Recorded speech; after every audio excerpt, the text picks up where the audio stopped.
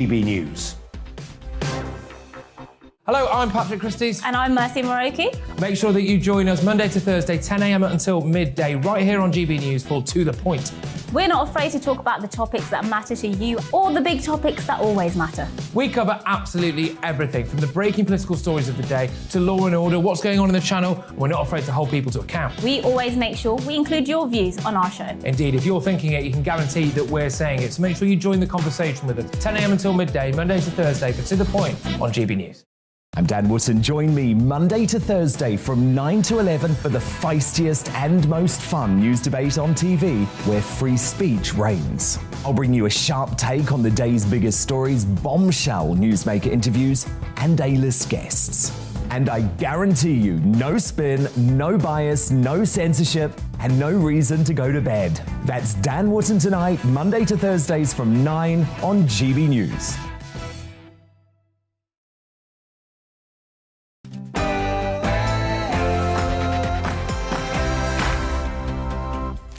Hello and welcome to We Need to Talk About on GB News with me, Alex Phillips, where we get stuck into the big issues of the day we need to be looking at in depth. Nothing is off the table and nobody's going to be cancelled for saying exactly what they think.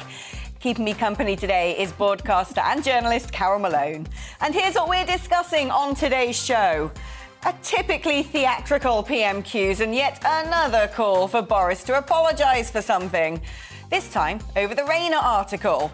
But is there one rule for the left and another for the right? Plus, Putin power to Poland is about to be switched off. Can Russia afford its war, or does the reportedly ill Russian president now have nothing to lose? And why should the public pay big bonuses for energy companies when we can't afford to put the kettle on? I get my rant on about the things boiling my blood today.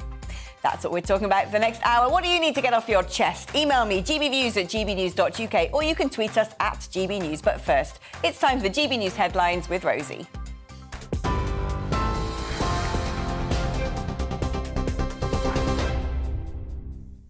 Good afternoon, it's just 1 minute past 2. I'm Rosie Wright, keeping you up to date on GB News. Labour has accused the Prime Minister of having his head in the sand over the cost of living crisis. In the final Prime Minister's questions before the local government elections, Sir Keir Starmer said Boris Johnson is failing to manage the economy. Well, as the hike in national insurance starts to take effect, Sir Keir said millions of people will look at their payslip this week and see Boris Johnson's fingerprints all over it. He pretends the economy is booming, but where there are problems, they're global. But in the real world, our growth is set to be slower than every G20 country except one, Russia. And our inflation is going to be double the rest of the G7.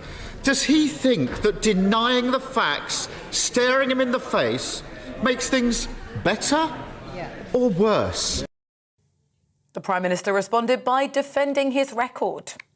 We will return to being the fastest by 2024 and the fastest in 2025, Mr. Speaker. That's what the IMS forecasts say. He asks about, read it. He asks about working people, Mr. Speaker. This is the government, this is the party that supports working people. Unlike them, with the biggest increase, yes, I'll tell you what's going up. The living wage is going up, Mr. Speaker, by record amounts. Employment is going up, Mr. Speaker, by record amounts. The Prime Minister has apologised to those who lost loved ones in care homes at the start of the pandemic. Well, the High Court ruled that government policies to discharge patients from hospital to care homes were unlawful.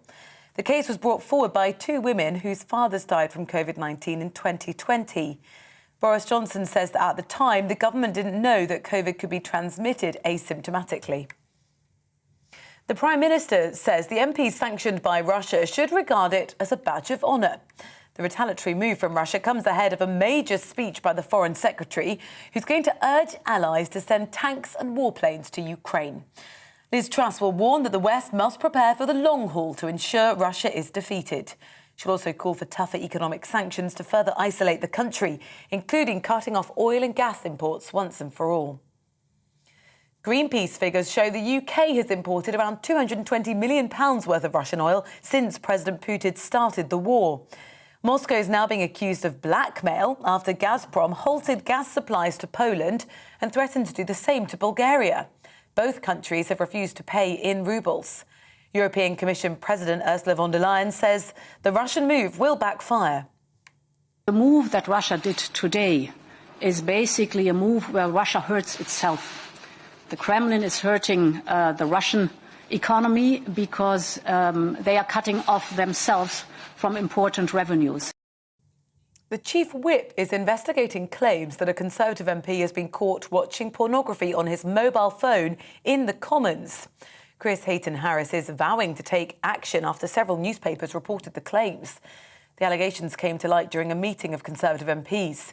It follows reports that 56 MPs, including 3 cabinet ministers, have been referred to the Independent Complaints and Grievance schemes over allegations of sexual misconduct. 5 Metropolitan Police officers will face a disciplinary panel over the stop and search of 2 black Olympic athletes. Wait, he didn't do anything! No. Bianca Williams and Ricardo dos Santos were stopped in West London while driving with their son in the car. Both were handcuffed and searched, leading to accusations of racial profiling. Releasing a statement, Bianca Williams said a clear focus on the racism problem within the Met is long overdue. You're up to date now here on GB News. I'll keep you up to date across the rest of the day. Now let's head back to Alex.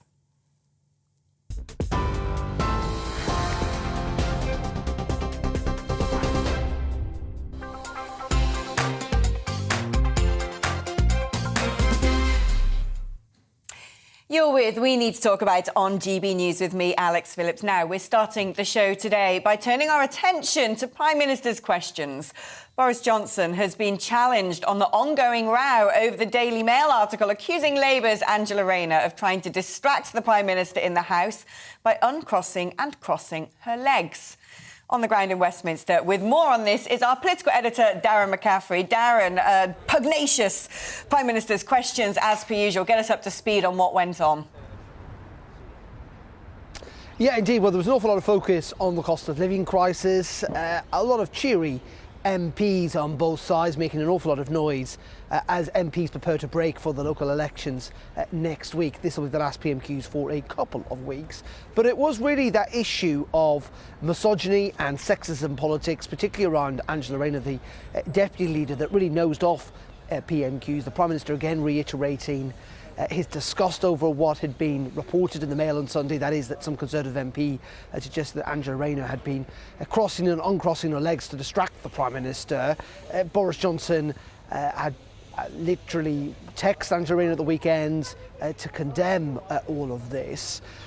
But it came also, it must be said, Alex, at the same time as we were getting reports, and this wasn't reflected at PMQs because it was happening at the same time, that a Conservative minister has reported that a fellow minister was potentially watching pornography inside the chamber, not just once but on repeat offences. It came at a meeting of Conservative MPs last night when this issue was raised. We know now the Chief Whip, the Conservative Chief Whip, is looking into these allegations. And there is a sense that the culture inside Parliament at the moment clearly is making lots of female staff members and MPs feel pretty uncomfortable, and that something needs to change, frankly. Let's have a look, though, at that exchange between the Labour leader and the Prime Minister on this issue of the Deputy Labour leader, Angela Rayner, at the start of PMQs. No, the Prime Minister will have whipped his backbenchers to scream and shout, and that's fine. That's fine. But I hope he's also sent a clear message that there's no place for sexism and misogyny or looking down on people because of where they come from in his party, in this House, or in modern Britain. Mr. Speaker, well, let me first of all say, in response to what the right honourable gentleman has said about sexism and misogyny, that I exchanged messages with the right honourable lady over the weekend, and I repeat what I said to her. There could be absolutely no place for such behaviour or such expression in this House, and we should treat each other, Mr. Speaker, frankly, with the respect that each other deserves. Now, Darren, I also understand that Durham police are going to re-examine accusations that Sir Keir Starmer also broke COVID lockdown rules. Yeah, indeed, this follows a letter from Richard Holden, a Conservative MP who's written to the Chief Constable of Durham Police to ask to look into the allegations around Keir Starmer that he was drinking beer and eating pizza at a time when that might have been prohibited under the law. Keir Starmer's always concluded that it was a work event, that he didn't do anything wrong. It must be said, Durham Police initially, of course, found that he hadn't broken any rules. There were no fixed penalty fines provided. Now, Durham Police, it's not clear whether they're reopening the actual investigation, but they are going to re-examine this case. The Deputy Chief Constable has written to Richard Holden. My colleague Tom Harwood got a hold of the letter, and they say that they will make inquiries with the investigation team and update you, that is the MP, at the point at which I've been able to conclude those inquiries. So certainly I think the police are again asking the investigators to look into those allegations around Keir Starmer. Many feel that there's almost been kind of double standards in all of this, given the fine the Prime Minister has faced. These are two different police forces, though they are upholding the same law with very different circumstances. The Labour leader, of course, continues to deny that he's done anything wrong. We're just going to have to frankly wait and see now whether this re-examination potentially leads to them reopening the case, or whether they again reaffirm that the Labour leader hasn't broken any rules. Darren, thank you so much for the update. Darren McCaffrey, our political editor outside Westminster there. Now, anyone would think Angela Rayner was the first woman in history to be subjected to gender-based innuendo and tittle-tattle. The furore over the Mail on Sunday article is now beginning to get on my nerves, given the grotesquely disproportionate brouhaha compared to attacks on other women that routinely get ignored. That the comments in the article were trashy is clear. But should the journalists be persecuted for printing them? No. If anything, they've done the Labour Party a massive favour by painting the Tories as a bunch of braying dinosaurs. What is infuriating me, though, is following years of Ding Dong the Witch is Dead over Margaret Thatcher, cartoons of Priti Patel mocking her physique and religion, and snide comments about Princess Nut Carrie Antoinette, there is only moral outrage when the slights are levelled against a woman on the left. A woman who allegedly bragged and chortled over the comparison until it was clear there was political capital to be made. Well, I'm going to turn first to Carol Malone to discuss this further. Are you like me? Are you just sick to death? That's day 2 of, day 3 even, of reaction to this article. I mean, move on. You wouldn't think there was a war raging in Europe, would you? You know, I think I'm confused by Angela Rayner's outrage, because she was the one who brought this comparison with Sharon Stone into the public eye when she did a podcast back in January 2 months ago. She was laughing uproariously about these comparisons, and suddenly now she's outraged because it appears in a newspaper. Nothing more was said in that newspaper than she has said herself already. So she put it into the public domain. But, you know, I think exactly what you said at the end there. There is political capital to be made out of this. You know, Sarah Vine did a piece in the Mail today, and she just said, you know, she should own this because, you know, the fact that women are attractive and distracting to men, well, that's not news. We know that already. And she should just own this, that she was able to distract politicians like Boris. So, you know, they're shouting for Boris to apologise for what? He didn't do it. I mean, what's he apologising for? And you know, he's apologised for Partygate 35 times, but the Labour Party won't have that. So no matter what he said over this, they're not going to accept it. But, you know, Angela Rayner she's not averse to throwing out insults herself. We know what she said about the Tories. She called them scum. She called them racist. She called them homophobes. Politics is a dirty business. People call each other names. That's what happens. I'm not saying it's right, and certainly misogyny isn't right. But I'm not sure what this was. And I think, I don't know whether you want to talk about Lindsay Hoyle summoning the editor of the Mail on Sunday to the... You know, how dare he, actually? He doesn't get to tell newspapers what to write. Just because there's a story he doesn't like, or that Labour MPs don't like, it doesn't mean that they can censor it. And that's what this is about, censorship. Yeah, Yeah, well, interesting you made that point, because I now want to welcome to the show Toby Young, who is the chief of the Free Speech Union. And let's pick up on that point about Sir Lindsay Hoyle saying that the editor of the Mail on Sunday should make himself accountable to the House of Commons for some of the comments made in that newspaper article. I mean, is that majorly overstepping his position? I think it is crossing the line. I think it was a serious error of judgment on Lindsay Hoyle's part. It's not his place to try and control or even influence what's written about MPs in the House of Commons in the press. You know, he's not a member of the Press Complaints Commission. He's not even the father of the House. He's the Speaker of the House. And for him to use the power that his office gives him to try and influence what's written about members of the House of Commons by the Mail on Sunday is a completely inappropriate use of that power. I mean, he made it clear. I think he realised that he'd overreached yesterday when he backpedaled a little bit and made it clear that he wasn't going to threaten to withdraw the political editor of the Mail on Sunday's lobby pass as a result of this story, or threatened to do so if any more similar stories appeared. But that threat is implicit. If you summon a newspaper editor and a political editor to your office to give them a carpeting about a story that's been written about an MP that you happen to disapprove of, you know, the veiled threat there is that if this kind of behaviour doesn't change, the lobby pass will be withdrawn, you know, and that's what makes it, I think, a completely inappropriate interference in the freedom of the press. Do you think this also smacks of double standards? So there seems to be huge moral outrage when anything's targeting an individual perceived to be on the left of politics, or in this instance, on the left of politics, when, frankly, all sorts of snide sneers and smears are made about people on the right, and we're all expected to not bat an eyelid. Yeah, I think that's definitely true. But I couldn't find, and I couldn't find an example of Lindsay Hoyle intervening to complain in a similarly high-handed, officious way about a negative report about a Conservative MP.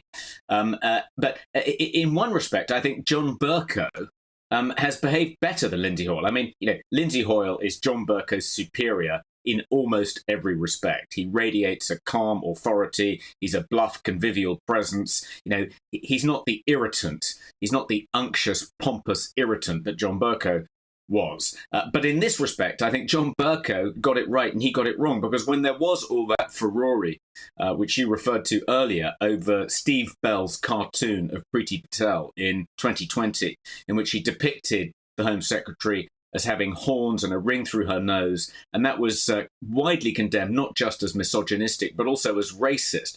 It was felt to be a reference to her Hindu heritage, to portray her as a sacred Hindu cow. I mean, all nonsense, but there was this huge confected outrage and pressure on John Bercow to intervene, and he didn't. I mean, now, that decision was probably made easier for him because it was about a Conservative Home Secretary and not a similar furore about something said about the Deputy Leader of the Labour Party. Who knows? He might have intervened in exactly the same way Lindsay Hoyle has, had that happen, but he didn't. And in that respect, I think he didn't make the same mistake that Lindsay Hoyle's made this week. Now, another big brouhaha when it comes to freedom of speech has come to the fore with the news that Elon Musk is indeed going to buy Twitter. And you've got the usual characters saying, oh, this is shocking for, you know, all the hatred and horrors that we're now going to see on Twitter. What's your take on this? I mean, first of all, is a change at the top really going to have a massive impact? And I mean, is there much to be desired from potentially allowing a Pandora's box of horror to be dispelled online? Well, I think it's good news. I don't think that Twitter can be an absolute free for all. You know, you have to have some content moderation policies. You have to protect people from being personally attacked, abused in a vile and unpleasant way, if you're going to encourage people to have civil, grown-up, good-tempered debates about controversial issues. So I think some content moderation is necessary. But the problem with Twitter as it stands is that they've erred far too far in creating a safe space, and they've clearly fallen victim to some biases when it comes to content moderation. So, to ban Donald Trump but not to ban the leader of the Taliban, that smacks of political bias. What Twitter often deems misinformation is anyone who challenges the kind of prevailing official narrative about COVID-19 or the vaccines, and has seen people like Carl Hennigan, professor of evidence-based medicine at Oxford, suspended from the platform. They really need to look at their fact checkers and do a proper audit to make sure there's no political bias in those decisions, and they're not using the excuse of so-called factual inaccuracy to in fact censor opinions. They're free speech, free for all, but it has erred in the wrong direction, and I hope that Elon Musk can do something to correct that. Toby, fantastic having you on the programme yet again. Toby Young there of the Free Speech Union. Now, Carol, Twitter, Elon Musk buying it. I mean, actually it's not, it's got 300 million users internationally. It's not as big as people seem to think. But it has made some sort of surprising .com bro Silicon Valley decisions, hasn't it, when it comes to what's allowed and what isn't? It's interesting because when Trump was president, I remember tweeting quite a lot of stuff, and a lot of my friends were tweeting stuff about Trump. And we found that overnight, when LA went to work on Twitter, that we were losing hundreds of followers overnight. If anyone who said anything about Trump that was even vaguely favourable, you lost followers overnight. And that's been happening. It happened recently when we were all talking about the trans swimmer, the American trans swimmer. Twitter didn't like us criticising her either. So, I think they have a problem. And I think the only people who are outraged at the moment are the left. they're the only people constantly outraged, because Carol. They're advocates of free speech, but only if it suits them. Only if it's their free speech, not the free speech of the centre or the right. So I think it's great news. I mean, and I'm glad. The fact that the left are as outraged as they are shows how worried they are about what's going to happen. We love a bit of left. Well, I love a bit of left. Yeah. You're with GB News on TV and radio after the break. As Russia cuts off the gas supply to Poland and Belarus, we'll assess the fallout. But first, let's get a check on the weather forecast. Back in a bit. Hello again, I'm Alex Deakin with your latest weather update from the Met Office. Another dry day for the vast majority tomorrow, and another pretty chilly start as well, as temperatures overnight tonight again drop down to freezing in places. High pressure is controlling our weather. It's been drifting down from the north, bringing with it cool air, and the winds coming in from the North Sea continuing to feed in quite a lot of cloud across the eastern parts of England in particular. Cloud breaking up a little bit through this evening, so many places having some sunny spells, and as I say, most places will be dry. But then later in the night we could well start to see more cloud coming back across eastern parts of England. That will help to keep the temperatures up, but where we've got clear skies over Scotland, northern England, North Wales, certainly a frost in rural areas. Temperatures could be as low as -3 or -4, down to 2 or 3 degrees in most towns and cities. So a chilly start to Thursday, but again, for many western areas, a dry and a bright day. Lots of cloud again over the Midlands and eastern England, and for some here it could stay fairly gloomy all day. Thicker cloud might just bring 1 or 2 scattered showers over northern Scotland at times, but say most places looking dry with some sunshine in the south and west, 16, 17, Cardiff, Southampton, but under the cloudier skies, Hull and Norwich struggling to get much beyond double digits. During Thursday evening, still 1 or 2 showers over northern Scotland, but for most it's dry, and again we'll see the cloud breaking up to reveal clear spells. So again, a touch of frost is possible on Friday morning. And Friday's a similar story, perhaps a bit more cloud over northern and eastern Scotland with 1 or 2 scattered showers, a bit more cloud across southeast England, but for many central and western parts it's dry and fine on Friday with some good spells of sunshine and temperatures responding to that sun. It feels pleasant in the sunshine, with highs in the mid-teens. High pressure continues to dominate into the weekend. We're likely to see some showers in the far northwest on Saturday, but still for much of the UK, high pressure will bring fine weather on Saturday.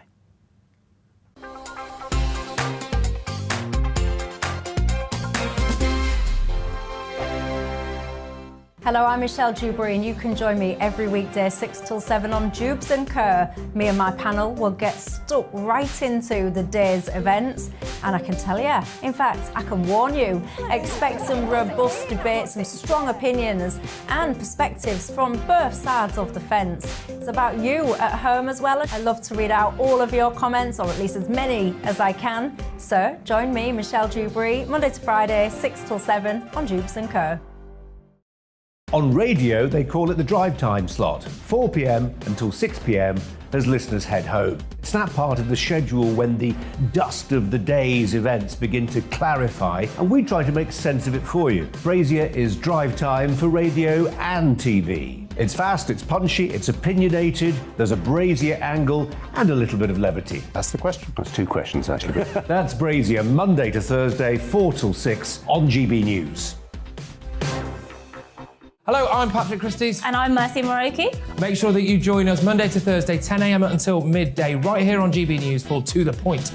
We're not afraid to talk about the topics that matter to you, or the big topics that always matter. We cover absolutely everything, from the breaking political stories of the day to law and order, what's going on in the channel. We're not afraid to hold people to account. We always make sure we include your views on our show. Indeed, if you're thinking it, you can guarantee that we're saying it. So make sure you join the conversation with us, 10 a.m. until midday, Monday to Thursday, for To The Point on GB News. I'm Dan Wootton. Join me Monday to Thursday from 9 to 11 for the feistiest and most fun news debate on TV, where free speech reigns. I'll bring you a sharp take on the day's biggest stories, bombshell newsmaker interviews, and A-list guests. And I guarantee you, no spin, no bias, no censorship, and no reason to go to bed. That's Dan Wootton tonight, Monday to Thursdays from 9 on GB News.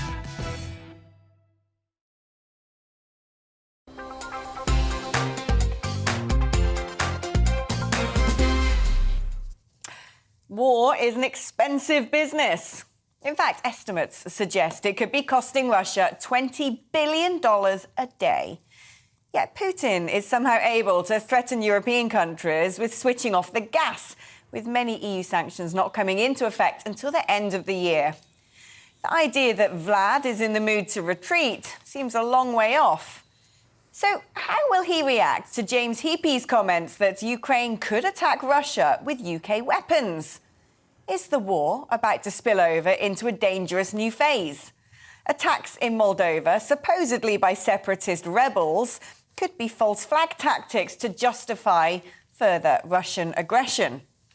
To assume that just because things haven't quite gone according to plan for Putin could mean a spluttering end to the war, well, that's perilously naive. Footage of the Russian president visibly trembling when meeting his mate Lukashenko of Belarus back the belief that he's in serious ill health. A ticking clock for Putin could spell desperation. A tyrant willing to stop at nothing to achieve his warped ambitions to rebuild an empire. Well, joining us now to discuss all these things and more is Mircea Babu, who's been covering the war in Ukraine from the start and is a great friend of this programme. Now, Mircea, you're at the Moldova-Transnistria border at the moment. What is the situation there following these supposed attacks by rebel separatists? Well, hi, Alex. Nice to be back on your show. The situation here is escalating from 1 hour to another in terms of traffic jams, huge queues. And especially right behind me is the Transnistrian, the so-called Transnistrian Republic. Cars are coming out every 5 or 10 minutes because the border security checks are so tight at the moment on the Transnistrian side that the border guards are taking their time to check each and every car to make sure all the passengers have the proper documents, or what they call proper documents, and they're not bringing in or out any weapons or anything meant to jeopardize the security of the so-called Republic of Transnistria. If you could explain to my viewers quite what Transnistria is, because it's probably a brand new word for a lot of us, and what this could mean to war moving potentially into Moldova. Right. So Transnistria is a wedge of land stripped between Moldova and Ukraine. It's about the size of, I would say, a neighborhood in northwest London, to be honest. So it's not that big. Its population is about 1.5 million inhabitants. And it broke away from Moldova in the early 90s when Moldova itself became independent from the Soviet Union. Transnistria, which is a pro-Russian and Russian-speaking community, said at the time, no, thank you, we do not want to be part of this new country called the Republic of Moldova. We don't want the Romanian language as our official language. We want to be part of Russia and stay with Russia. So a short war broke out between Moldova and Transnistria. And since then, this wedge of land, like I said, has been run by an autonomous politician group backed by Russia. And they have the Russian army stationed here for the last 30 years or so, about 3 battalions, about 5,000 people. But what's mostly interesting, this, as commentators and other investigative journalists claim, has been a hub for traffic, for human traffic, from weapons coming out of this area to Europe and to other places, to other conflict zones, because this had and still has one of the largest munition depots from the former Soviet Union Republic areas. Now, there have been reports of explosions in this particular area and various allegations of who is responsible. Can you tell us a bit more about those? Absolutely. So we've been hearing about these so-called incidents. They're actually incidents, but the so-called attacks, because Transnistria could not prove that Ukraine or Moldova is behind it, as they claim, for the last 48 hours. It's been one at one of the radio stations. It's more of a communication tower than anything else. And it's meant to have some sort of military purposes as well. And that is close to the Ukrainian border. One attack with a rocket at the security or the internal security office in Tiraspol, which is the capital of this so-called autonomous republic. And another attack this morning on that munition depot that I was mentioning before. Now, all these attacks have not been proven to be backed or initiated by either Ukraine or Moldova, as the Transnistrian authorities claim, but they're definitely adding fuel to the fire in a region that is already tense as it is, because Ukraine is just 25-30 minutes away from here, and Moldova is very much exposed to Putin's plans to expand the war in this part of Europe, because this also has a Russian-speaking minority, Moldova itself, and there's been claims and there's been talks about invading Chisinau at the moment, because they are as it stands very much pro-NATO and pro-EU, trying to follow their own path into this process of joining these two alliances. Mircea, fantastic having you back on the programme. Thank you so much for your brilliant reporting as ever. That's Mircea Barbu, who is in Transnistria in Moldova, where there are fears that the war from Ukraine could overspill into that region. You're with GB News on TV and DAB Radio. Coming up, we'll hear how Yorkshire has joined the Ukrainian war effort. Now it's time for a check on the news headlines.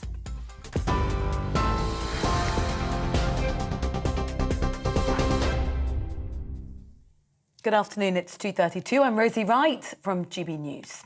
Now, Labour leader Sir Keir Starmer has accused Boris Johnson of having his head in the sand over the cost of living crisis. In the final Prime Minister's questions before the local government elections, Sir Keir said he's failing to manage the economy. Boris Johnson defended his record, saying the government has cut taxes for working people. The High Court has ruled that government policies on discharging patients from hospital to care homes at the start of the pandemic were unlawful. The case was brought forward by 2 women whose fathers died from COVID-19 in June in 2020. Judges said regulations failed to take into account the risk to elderly and vulnerable residents from non-symptomatic transmission.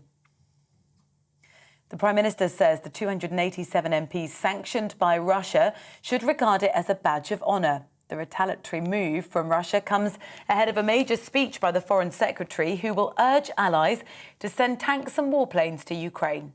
Liz Truss will say the West needs to cut off oil and gas imports once and for all. Russia is being accused of blackmail after Gazprom halted gas supplies to Poland and Bulgaria because both countries are refusing to pay in rubles. The state-controlled pipeline supplies Europe with about 40% of its gas needs, with the transit between Poland and Bulgaria feeding then into Germany, Hungary and Serbia. You're up to date on GB News, but on your TV, online and DAB+ radio. Don't go anywhere. Alex will be back in a moment.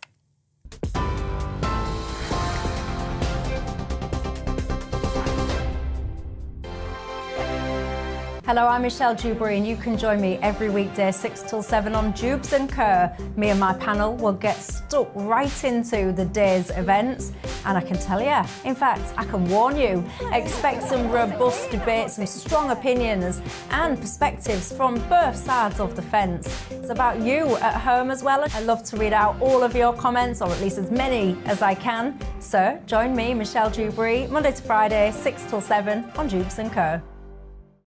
On radio, they call it the drive time slot, 4 p.m. until 6 p.m. as listeners head home. It's that part of the schedule when the dust of the day's events begin to clarify, and we try to make sense of it for you. Brazier is drive time for radio and TV. It's fast, it's punchy, it's opinionated, there's a Brazier angle and a little bit of levity. That's the question. That's two questions, actually. That's Brazier, Monday to Thursday, 4 till 6 on GB News. Hello, I'm Patrick Christie's. And I'm Mercy Moroki. Make sure that you join us Monday to Thursday, 10 a.m. until midday, right here on GB News for To The Point. We're not afraid to talk about the topics that matter to you or the big topics that always matter. We cover absolutely everything, from the breaking political stories of the day to law and order, what's going on in the channel. We're not afraid to hold people to account. We always make sure we include your views on our show. Indeed, if you're thinking it, you can guarantee that we're saying it. So make sure you join the conversation with us, 10 a.m. until midday, Monday to Thursday, for To The Point on GB News. I'm Dan Wootton. Join me Monday to Thursday from 9 to 11 for the feistiest and most fun news debate on TV, where free speech reigns. I'll bring you a sharp take on the day's biggest stories, bombshell newsmaker interviews, and A-list guests.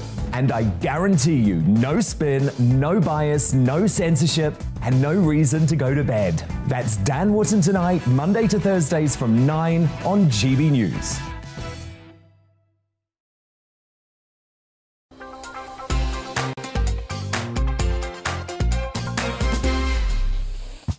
Welcome back. The Foreign Secretary is today expected to call on Britain and other Western powers to provide warplanes to Ukraine. Liz Truss will give a speech later, and we understand she'll call for more spending on defence in order to prepare for the long haul when it comes to hostilities with Russia. Mark White, our Home and Security Editor, joins us now. Mark, explain more. Well, Liz Truss certainly wants more commitment from those allies of Ukraine to start sending more military aid.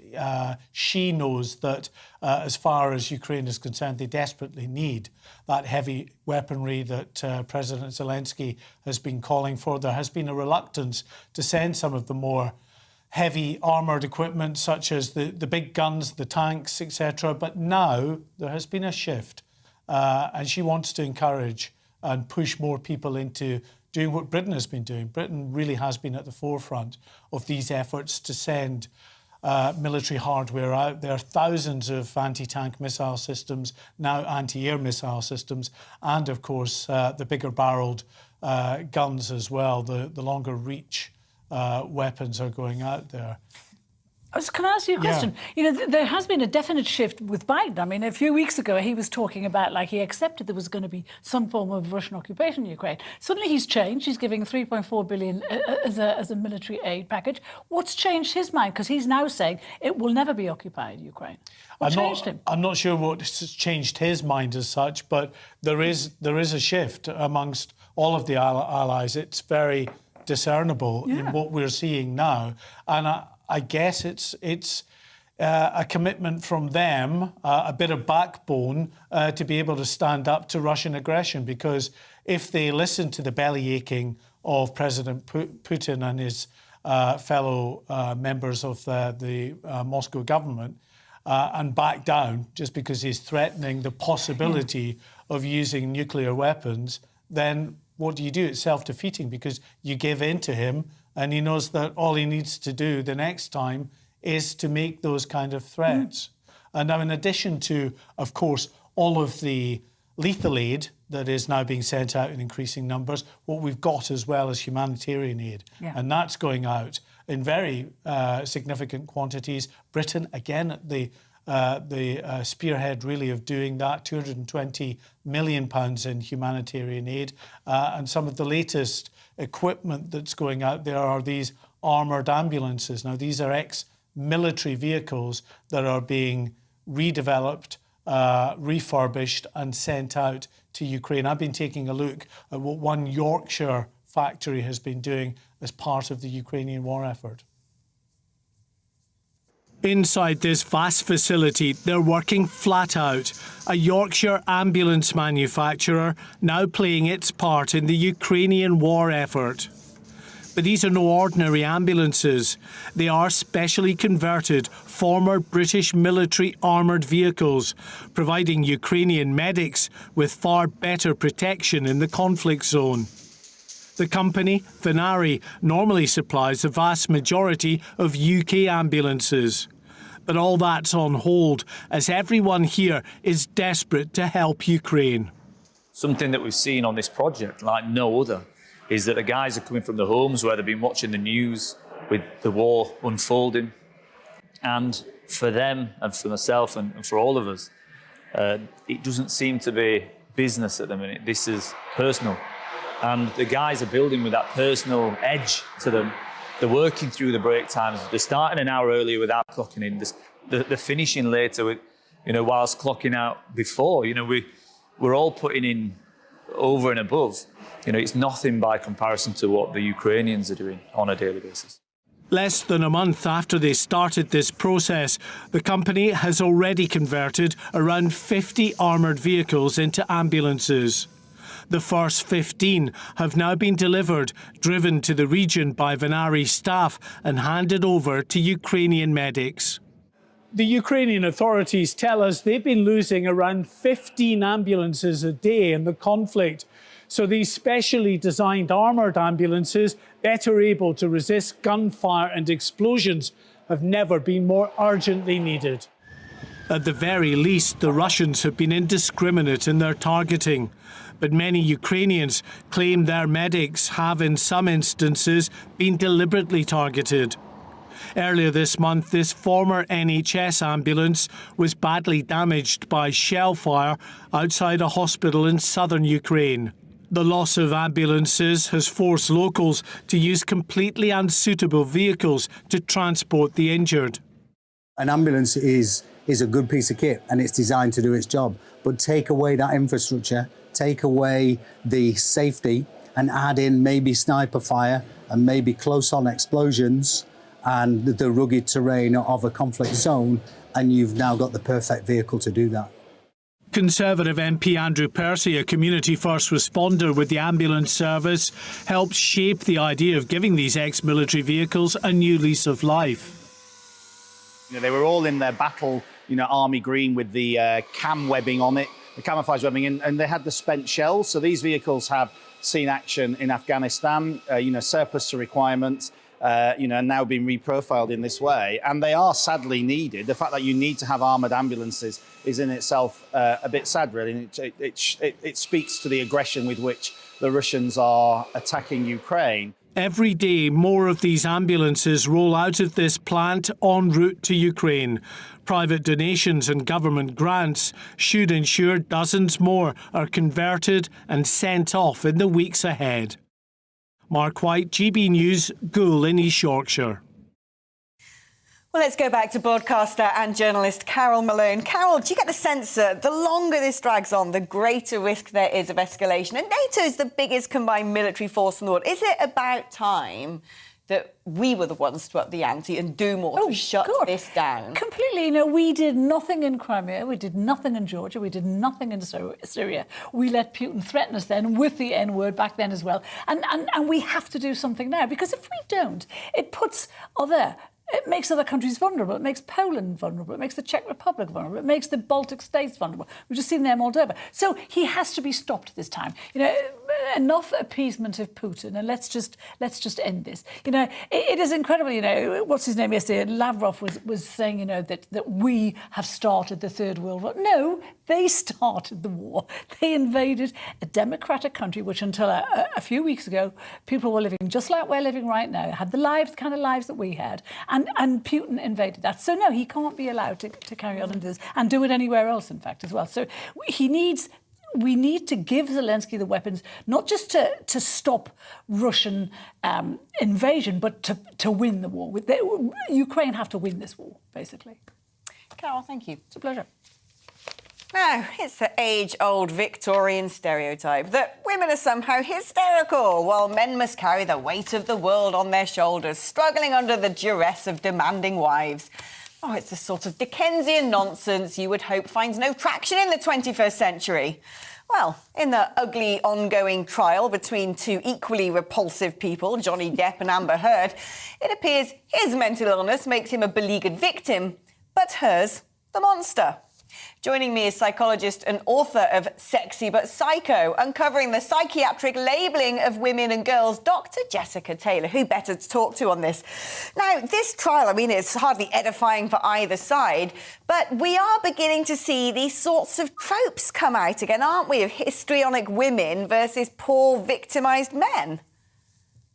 Yeah, I think that I don't find Amber Heard repulsive at all. I think that what you're seeing is the deliberate positioning of her as mentally ill. It's something that thousands of women are going through to this day. You know, diagnosing a woman with borderline personality disorder or histrionic personality disorder, which I have never heard a professional say seriously and without irony in my whole career. I thought we'd stopped using that term. It's a go-to tactic of legal teams that are intent on discrediting a woman and positioning her as non-credible and as not able to speak accurately or honestly about anything, you know, that she'll exaggerate. It's a way of positioning her as deviant and dangerous. You know, it's a deliberate diagnosis to humiliate her and discredit her as much as possible, because it introduces the idea to everybody else that nothing she says is reliable, right? Where does this come from? Because, I mean, bare facts and statistics suggest to us that psychopathy is more prevalent in men, that suicide happens far more often in men than women, and yet there still seems to be these sorts of beliefs that women somehow are more emotional, and therefore more vulnerable to mental health issues. Yeah, that's right. And, you know, you're looking at 4,000 years worth of misogyny. So, you know, in even some of the ancient Greek philosophers argued that women were just defective, deformed versions of men. Their minds were smaller, their brains were smaller, they couldn't think, they didn't remember things, they couldn't learn, you know. And so there was this belief that women were hysterical, they were mental, they were insane. And it came from a belief that their wombs had detached from the rest of their body and was wandering around their body, attacking their brain and their heart, and was making them crazy and disobedient and insane. And I know that sounds ridiculous, but if you consider that term hysteria, the belief that women were hysterical, and so they had this natural position of being just insane, that continued in psychiatry and in medicine until the 1960s and the 1970s. We were still performing in psychology and psychiatry mass womb extractions, torture and abuse under that term of histrionic women and hysterical women until the 60s. Like, this isn't that far back. We're not talking hundreds of years ago. And so, you know, in 1968, you were known as a hysterical woman. You could be diagnosed as a hysterical woman. You could be sent to an asylum. And then it got changed to histrionic women in 1980. And then it got changed to borderline personality disorder. We're seeing a deliberate process of making female insanity and female, you know, being emotionally unstable. We're seeing it being made more and more legitimate and professional, like, so that people accept it as a real disorder. Fascinating stuff. Dr. Jessica Taylor, thank you so much for coming on the programme, author and psychologist. Well, Carol, this is an interesting talking point, isn't it? I mean, I'm fascinated by the differences in the treatment of men and the treatment of women, especially when it comes to things like personality, mental health, the little facts that most people don't know. In nature, all other mammals that go through the menopause matriarchal societies. What does that say about the human race, right? But do you think that there's sort of mileage in this? That it's still in the 21st century. There's some sort of ingrained difference in the way we regard men and women when it comes to things like maybe there is, but this is a court case with two people who are countersuing each other. So she has put her evidence forward. She won the last case, but she's put her evidence forward, and this woman, Dr. Shannon Curry, who actually did the assessment on Amber Heard, she's a clinical psychologist, and she did this assessment for this case. And her assessment was that she had a personality disorder and she had some kind of mental disorder as well. But what I think she's saying, I mean, I don't think we can assume because she's a woman that she's blameless in all of this. And that sounded to me like what Jessica was saying, that if a woman has some kind of disorder, it can't be used against her. Well, maybe it can, if that disorder leads her to any kind of violence against her husband, which is what he is alleging. He is saying, and that there are witnesses in this case, saying she was going for him, and he's holding up his finger, which he's lost the tip of. That was another fight they had. I just think we can't assume that women are blameless in every area. Did she infamously do a poo in his bed or something? Well, I mean, I think they're both as kind of, as bad as each other in that sense. But a woman can't be blameless. She can't be immune to any kind of criticism if they're countersuing each other in a court, because it is the job of the opposing person to attack the person who is attacking them. And so if she has been assessed as having this personality disorder or any kind of mental disorder, and if the result of that is any kind of violence or kind of unusual behaviour, well, that's going to be trotted out in court. That's what happens when you go to court. Well, in my opinion, Johnny should be in the depths of the ocean and Amber should not be heard. That is exactly That'd be a nice solution. That's good. And I thought of that on the spot. Yeah, that's very good. Now, one thing that really gets my goat is injustice. Blatant, unbridled inequality. And it seems the 21st century has it in droves. But something else the 21st century has is an inability to self-critique. Culture is now dictated by a privileged elite who peddle luxury ideologies. Where once Shakespeare and Johnny Rotten spoke truth to power, the wet, wimpy artists of today are as likely to champion the common man as Emily Thornberry is to fly the cross of St George. Well, I'm here to set things straight. It is, of course, time for the Alex Agenda. Turns out the big energy companies are shelling out huge dividends to shareholders while the rest of us are having to remortgage our homes to make a brew. And yes, forget the pathetic arguments. The governments could increase tax on such corporations to help with the cost of living. Remember when banks went bust? You paid for that. When dodgy energy companies gambled on nicking customers by putting forward fantasy tariffs, well, you paid for that too. But now the big boys are coining it in because fuel costs the earth. You're also paying for that. In the words of my ever-wise other half, who I hope is listening, but probably isn't because he works in a bank, we live in a world where gains are privatised, but losses are shared with the public. Did we learn nothing from the financial crisis? Seems not. On Monday, we learned 1 in 7 MPs are being investigated for sexual harassment. More than 50 Pestminster pervs have been reported for groping, to leering, to dodgy chat-up lines. Oh, it's all too sordidly believable. Well, now it turns out one Tory MP's been watching porn at work. Not in the discretion of his office, in the actual chamber.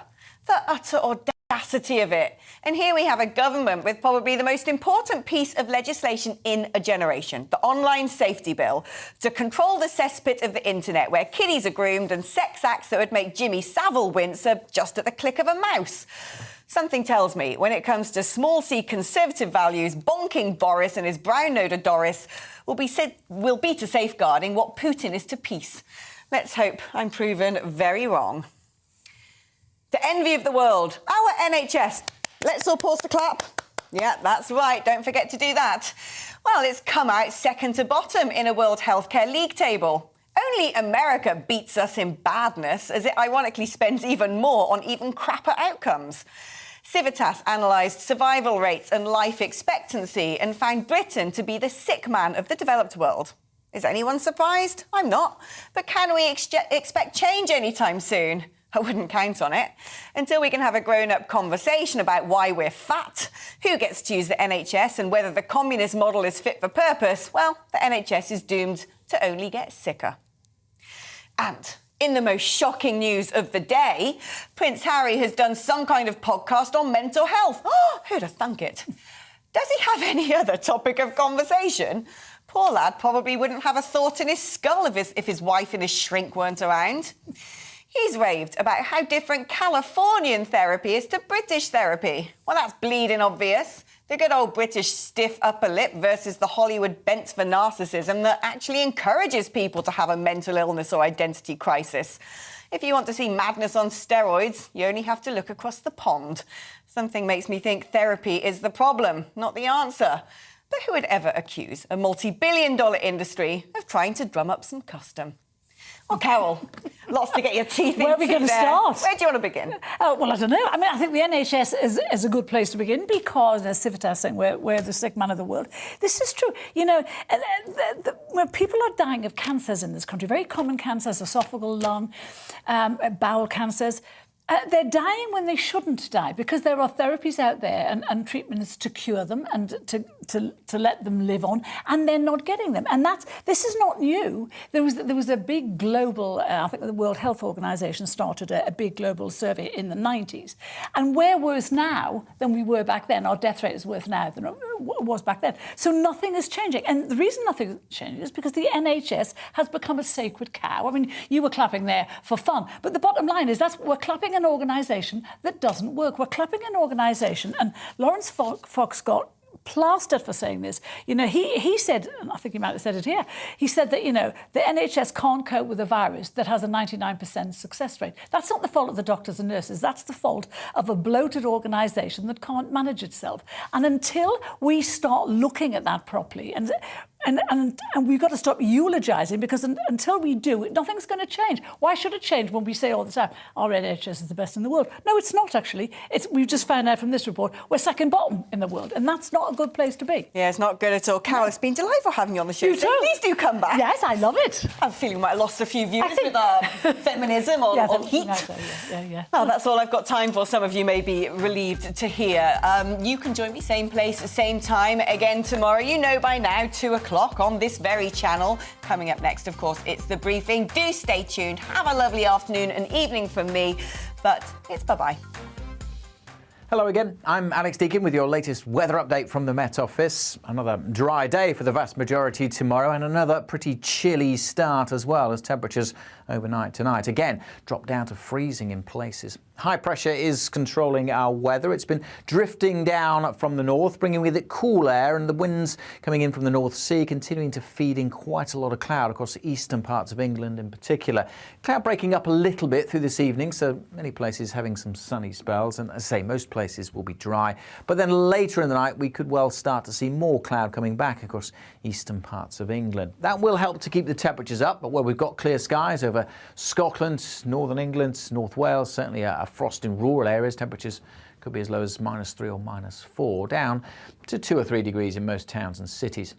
So a chilly start to Thursday, but again, for many western areas, a dry and a bright day. Lots of cloud again over the Midlands and eastern England, and for some here it could stay fairly gloomy all day. Thicker cloud might just bring 1 or 2 scattered showers over northern Scotland at times, but say most places looking dry with some sunshine in the south and west, 16, 17, Cardiff, Southampton, but under the cloudier skies, Hull and Norwich struggling to get much beyond double digits.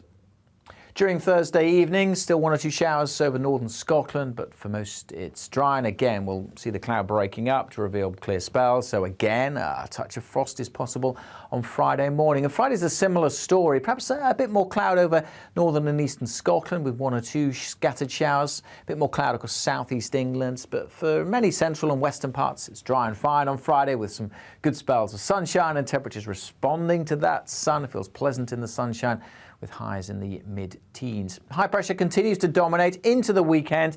We're likely to see some showers in the far northwest on Saturday, but still for much of the UK, high pressure will bring fine weather on Saturday.